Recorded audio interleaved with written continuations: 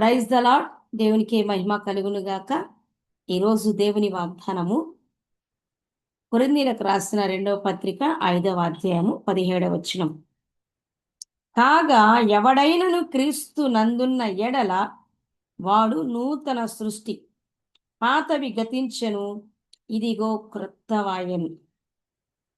ఈరోజు దేవుడు నీతో సెలవిస్తున్న మాట, నీ జీవితంలో నేను నూతనమైన వాటిని సృష్టించాలని ఇష్టపడుతున్నాను.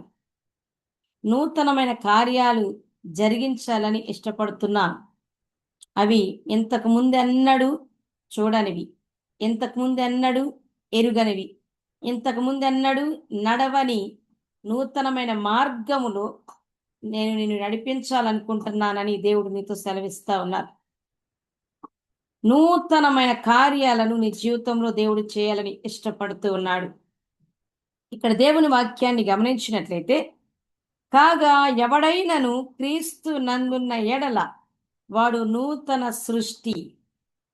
ఎవరైతే క్రీస్తును రక్షకునిగా, విమోచకునిగా, దేవునిగా తమ హృదయాల్లోనికి స్వీకరించగలుగుతారో, రక్షణ పొందగలుగుతారో, బాప్తిస్మ అనుభవంలోనికి వస్తారో, అటువంటి వారందరూ కూడా క్రీస్తును బట్టి క్రీస్తులో నూతన సృష్టిగా మలచబడ్డారు అని అర్థం. ఎప్పుడైతే క్రీస్తునందు నూతన సృష్టిగా మార్చబడ్డారో, దేవుడు వారి జీవితంలో నూతనమైన మార్గములో నూతనమైన కార్యాలు చేస్తూ నడిపిస్తారు. దేవుడే వారికి నూతనముగా బయలుపరుచుకుంటారు. నూతన సృష్టిగా మార్చబడిన తరువాత గతంలో పాత వాటన్నింటినీ, పాపానికి సంబంధించిన వాటన్నింటినీ, లోకానికి సంబంధించిన వాటన్నింటినీ, అది స్వభావము, జ్ఞానము, తెలివితేటలు, పాపానికి సంబంధించినవి అన్నీ కూడా దేవుడు పూర్తిగా తొలగించి నూతనమైనటువంటి జ్ఞానము అనగా ఆత్మ జ్ఞాన వివేకములు, తెలివిని, సామర్థ్యాన్ని, దేవుని చిత్తము నెరవేర్చగలగడానికి కావలసినటువంటి ఆ అనుభవ జ్ఞానాన్ని, అట్టి మార్గాలను దేవుడు మన కొరకు చూజ్ చేసి నడిపిస్తూ ఉంటారు. అయితే మనము బైబిల్లో ఒక వ్యక్తిని జ్ఞాపకం చేసుకుంటే, పౌలు జీవితంలో దేవుడు చేసినటువంటి గొప్ప కార్యం ఏంటంటే, పౌలు క్రీస్తును ఎరుగక మునుపు, క్రీస్తును తన హృదయంలోనికి ఆహ్వానించక మునుపు అతను ఏ భారాన్ని కలిగి ఉన్నాడంటే, లోకంలో ఉన్నటువంటి ఇది సంపాదిద్దాం, ఆ కార్యం చేద్దాము అనేటువంటి దేవునికి ఇష్టం లేనివి, లోకానుసారమైనవి, మనుషుల మెప్పుకు సంబంధించిన వాటన్నింటినీ చేయడానికి ఇష్టపడ్డాడు. అదే తన భారంగా చేసుకొని ముందుకు కొనసాగుతూ ఉన్నాడు. దైవ ప్రేమ అతనిలో లేదు.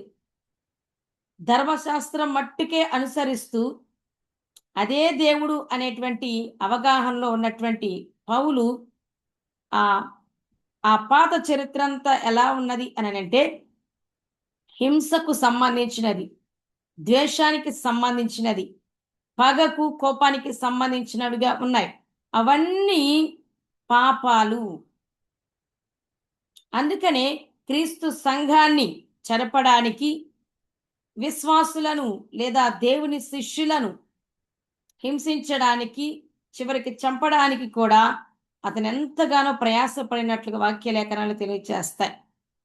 అయితే ఎప్పుడైతే పౌలు క్రీస్తునందు నూతన సృష్టిగా మార్చబడ్డాడో, అప్పుడు జరిగినటువంటి కార్యాలు ఏమిటి అని అంటే, తన గతంలో ఉన్నటువంటి పాపానికి సంబంధించినవి, లోకానికి సంబంధించిన వాటన్నిటినీ దేవుడు అతనిలో నుంచి తీసివేసినప్పుడు నూతనమైన ప్రేమ, దైవ ప్రేమ అతని హృదయంలో కుమ్మరించబడింది పరిశుద్ధాత్మ ద్వారా. అప్పుడు పౌలు అంటున్నటువంటి మాట ఇక్కడ చూస్తే మనకు అర్థమవుతుంది. కొరింథీయులకు రాసిన పత్రిక 5వ అధ్యాయము 14వ వచనము. క్రీస్తు ప్రేమ మమ్మును బలవంతము చేయుచున్నది. దేవుడు పౌలులో పెట్టినటువంటి ఆ నూతనమైనటువంటి విధానము, ఆ జ్ఞానము ఏమిటి? ఆ ప్రేమ ఎటువంటిది అని అంటే, నూతనమైన ప్రేమ, దైవికమైన ప్రేమ, క్రీస్తు ప్రేమ. క్రీస్తు ప్రేమ అతన్ని బలవంతం చేస్తూ ఉన్నదట. ఆ క్రీస్తు ప్రేమ చేత బలవంతము చేయబడుతూ, ప్రేరేపించబడుతూ ఉన్నప్పుడు ఆ సంఘాలను కడుతూ ఉన్నాడు. శిష్యులను తయారు చేస్తూ ఉన్నాడు. తనని హింసించిన వారిని సైతము ప్రేమించగలుగుతున్నాడు. అందరికి దైవ ప్రేమను పంచుతూ ఉన్నాడు, ప్రకటిస్తూ ఉన్నాడు. క్రీస్తు నందు లేనప్పుడు పాత జీవితం అంతా కూడా పాపానికి సంబంధించినగా, దేవునికి అసహ్యమైనదిగా ఉన్నప్పుడు నూతన సృష్టిగా మార్చబడిన తర్వాత దేవుడే అతనిలో నూతనమైన ఆత్మ జ్ఞాన వివేకములు, దైవిక సంబంధమైన ప్రేమను ఉంచినప్పుడు అతను దేవుని కొరకు ప్రయాసపడ్డాడు. మనుషులను ప్రేమించగలిగాడు. దేవుని తనకంటే ఎక్కువగా ప్రేమించగలిగాడు. దేవుని కార్యాల పట్ల అత్యాశక్తి కలుగుతూ, దేవుని ఆత్మచేత బలవంతం చేయించబడుతూ, దేవుడు నడిపించిన ప్రతి మార్గంలో ఇష్టపూర్వకంగా నడిచాడు. ఈ రోజున దేవుడు మనల్ని ఎంతగానో ప్రేమించి రక్షణ అనుగ్రహించినప్పుడు, క్రీస్తును మనలోకి స్వీకరించిన తర్వాత ఇంకా మనలో అసూయ, ద్వేషాలు, పగ, ప్రతీకారాలు,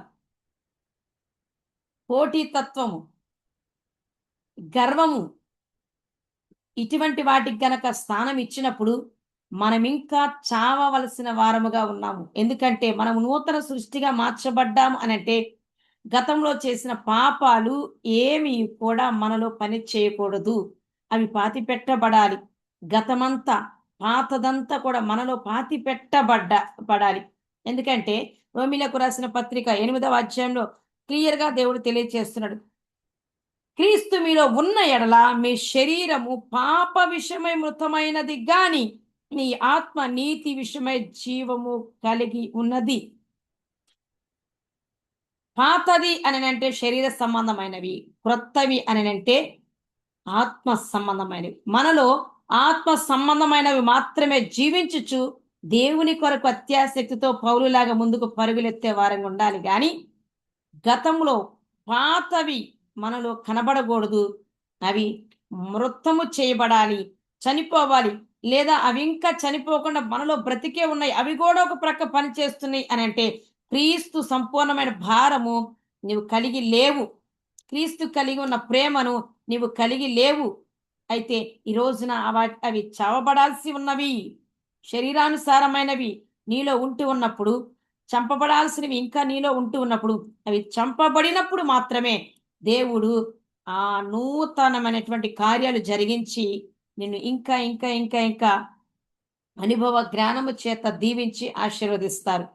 ఎందుకంటే ఖచ్చితముగా దేవుని ఆత్మ మనలో పనిచేస్తా ఉన్నప్పుడు శరీర సంబంధమైనవి చనిపోవాలి. అవి చంపబడటానికి దేవుడు అనుమతించిన ప్రతి మార్గములో మనం నడిపించబడాలి. దేవునికి మనల్ని మనం అప్పగించుకోవాలి. అయితే ఈరోజు దేవుడు సెలవిస్తున్న మాట, ఒకవేళ నూతన సృష్టిగా మార్చబడినటువంటి నీవు, నేను, మనమందరము కూడా పాత స్వభావము, ఇంకా గతము మనలో గనక జీవిస్తూ ఉన్నట్లయితే అవి చంపబడాలి అంటున్నాడు. ఎప్పుడైతే అవి మనలో నుంచి పూర్తిగా తొలగించబడతాయో ఖచ్చితముగా నూతన కార్యాలు, నూతన అనుభవాలు, నూతన జ్ఞానము, సామర్థ్యము, తెలివి, వివేచన, వివేకము మనకి అనుగ్రహించి మనం ఆత్మలో జీవించుట ద్వారా దేవుడు ఏం చేస్తాడు? నూతనమైన ద్వారాలు, నూతనమైన సంఘాలు, నూతనమైనటువంటి ఆ ఆశీర్వాదకరమైనటువంటి తలుపులు మన ఎదుట తెరుస్తారు. నూతనమైనటువంటి ద్వారాలు తెరిచినప్పుడు ఇంకా ఎక్కువ దేవుని పరిచర్య చేయగలుగుతాము. లేదా ఈ లోక సంబంధంగా దేవుడు మనకిచ్చినటువంటి నూతనమైన వాటిలో మనం ప్రవేశించి దైవ ఆశీర్వాదాలు పొందుకుంటూ అనేకులకు ఆశీర్వాదకరంగా మార్చబడతాము. అటు రీతిగా నీవు ఉండాలని దేవుడు కోరుకుంటున్నాడు. ఈ రోజున దేవుడు సూటిగా నీతో మాట్లాడుతున్న మాట, దేవుడు నీ జీవితంలో నూతన కార్యాలు చేసి నూతనమైన ఆశీర్వాదాలతో నిన్ను నింపాలని ఇష్టపడుతున్నాడు. నువ్వు ఇంతకుముందు అన్నాడు, ఎరుగనివి, ఊహించనివి దేవుడు సిద్ధపరిచినవి నూతనమైనవి నీ ఎదుట దేవుడు తలుపులు తెరిచి ఉంచాడు. వాటిలో నిన్ను ప్రవేశపెట్టబోతున్నాడు. వాటిని బట్టి నీవు ఎంతగానో సంతోషించబోతున్నావు. దేవుని యొక్క కృప మీకు తోడే ఉండును గాక. God bless you.